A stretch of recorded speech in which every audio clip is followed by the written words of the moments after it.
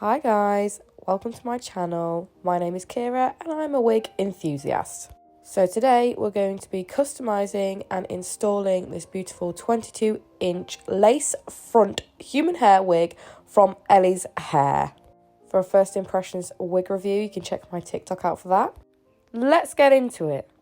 So I'm bleaching the knots on this wig, although they are already really good. I'm going to go in and bleach them anyway. I'm using the S Pro bleach powder and developer, and yes, I'm using a high developer, mainly because at this point I'd bleached 3 wigs knots, and both of the other wigs were really dark wigs. So I thought, you know what, I'm not mixing up any more bleach. I'm just going to keep an eye on this one and hope I don't fry this wig to bits.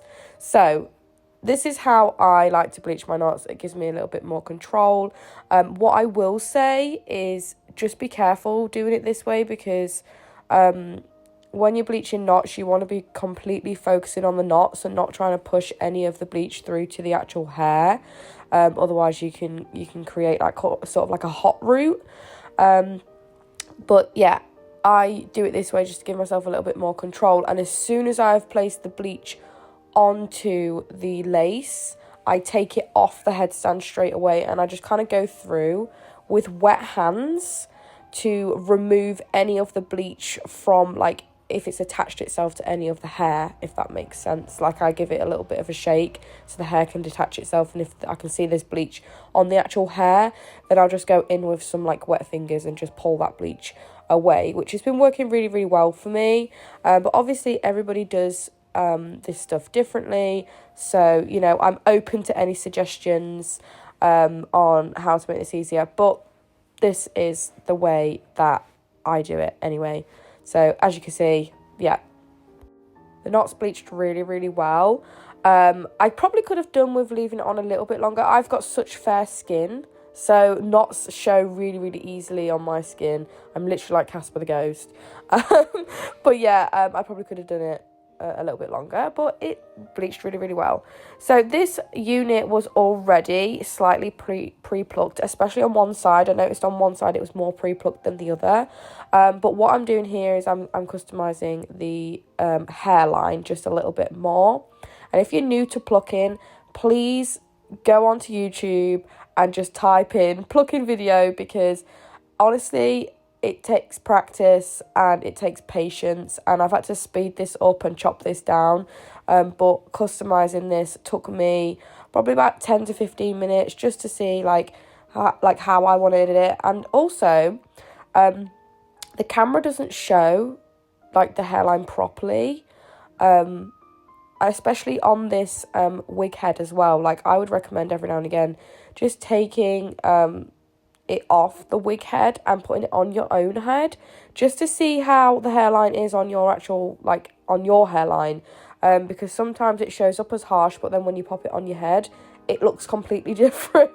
But take your time with this and constantly keep moving. Guys, I'm really sorry about the camera quality here. It focused on my arm instead of the wig head. But as you can see, you know, just keep moving with your tweezers, and also don't focus too much at the front, like, as well. Make sure you're focusing on like behind the hairline as well.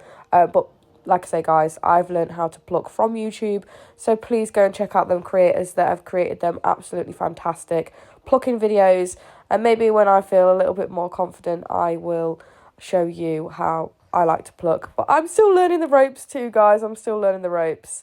But you know, once you get the hang of it, once you start to see your progress, it's a really good feeling.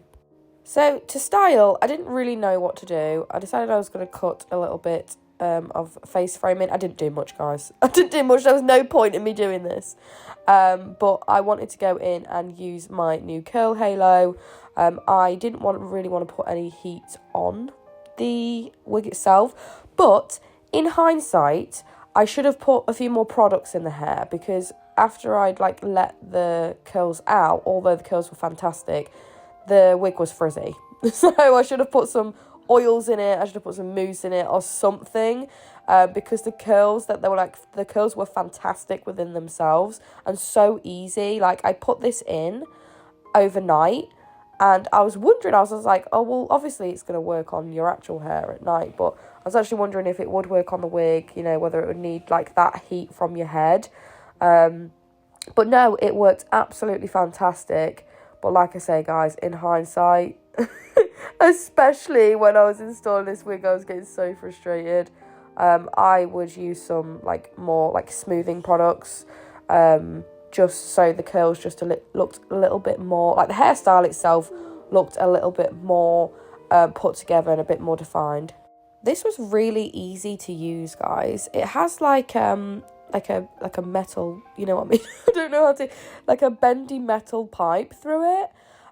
So it was really easy to work with. I didn't want to get one of those ones that was just like, you know, like the foam. I just thought, oh my God, like I just think it's gonna just not be great. And I can imagine, like, if I actually had hair, this would be really easy to sleep in, because of the lack of, like, material. Like, I can't imagine how uncomfortable it is to sleep with one of those actual, like, foam things in your hair. So I think this is, like, a really good alternative, especially if you're looking for something like this. I think it's a really, really good alternative for, like, heatless curls and stuff, because it came out amazingly. Another thing I love about this heatless curler is that, literally, look, watch this. You literally bend the ends, it's done. It's done! And it stays! And as you can see, super easy. Looks amazing. Like I said, I left that in overnight. I didn't do anything to it. But look, the curls are absolutely amazing. Look how gorgeous they are. I just wish I'd have put more product in, because obviously throughout the day, it just looked really frizzy. And then throughout the day, the curls did drop. So I should have took more precaution in putting some products in. But as you can see, I'm feeling myself because it looks so fucking good. And I can't wait to install it. But yeah, I'm just going to pin my hair out of my face to install. As you can see here, the lace and the cap are slightly just a little bit too big. So I'm just cutting the ear tabs. I was having a right absolute nightmare with this. I cut out the struggle. I should have just, like, did this off camera or whatever, but it was such a struggle. Because I was looking in the mirror, I couldn't cut it properly. But we got there in the end, guys. We got there in the end. We had mama duties whilst we were installing this wig. I was getting increasingly frustrated.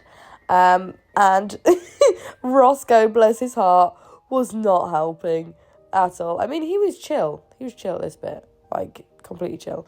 But yeah, as we say, cutting through them ear tabs. Don't be scared to do that. Like, you're going to lose some hair, but it's all for the greater good, guys. It's all for the greater good. Don't be worried about this. And as you can see, I'm super excited to get this installed. So going in with our Got To Be Glued, I am doing a different technique today. Usually I put the glue on my forehead, but I thought, you know what?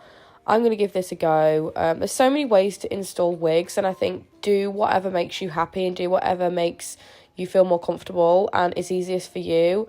I happen to find this way a lot more easier than what I was doing anyway. So yeah, I decided to give this a go, put my melting band on, and I left that for about 10 to 15 minutes and got my mummy fix from Mr. Roscoe here. Bless him. He's so cute. I can't even. Makes my ovaries hurt. Anyway, so now we're going on to cut the lace. I've seen a few people doing this where they cut it in 3 different parts to make it easier, and I can clarify, this made it a lot easier, especially as I still class myself as a beginner. So this made this so much easier, guys. And as you can see, when I'm cutting, I'm wiggling the scissors as well. As we know before, as I've said, like, I usually use, when I cut the lace, I usually use my pinking shears, but because they're so big and chunky, I couldn't do it on here. So I'm just making sure that I'm using that wiggling motion to create a sense of, you know, jaggediness. It's not going to be very, very jaggedy, but some sense of jaggediness as I am cutting the lace off the wig, just to mimic an actual hairline, because no hairline is absolutely 100% straight. But yeah, this made this so much easier, guys, and I don't know what else to say. I did have to go in a few times, just to make sure that I'd cut enough lace off, because what I had noticed is I was getting increasingly like stressed with this wig, because I'd realised that the lace was slightly too dark for me. So as you can imagine, I'm really excited to install this wig, and I've not realised that the lace is slightly a bit too dark, and as I'm putting it on my head, the lace is showing, like really showing, and I'm thinking, how am I going to fix this? Like, how am I going to fix this? Like, you can see me going. But I thought, you know what? I'm going to melt it again. So spray some more Got to Be on, and I put my melting band back on, and I let it sit for another 10 minutes. Because I thought maybe it just needs pushing back into the skin again. And it didn't. It was still a bit too dark. It wasn't as bad. It wasn't as bad as what I'm nearly having a massive strop over. But it was noticeable for me, and yeah. But other than that, once I put my makeup on, like I say, it wasn't extremely noticeable. I think you'd have to be really close to me to recognise that I had a lace mark. But we move, especially with a gorgeous wig like this. You can't go wrong. It was literally £120 for 22 inches of human hair, guys. I hope you like this video, guys, and if you do, like and subscribe, and there will be plenty more where this came from.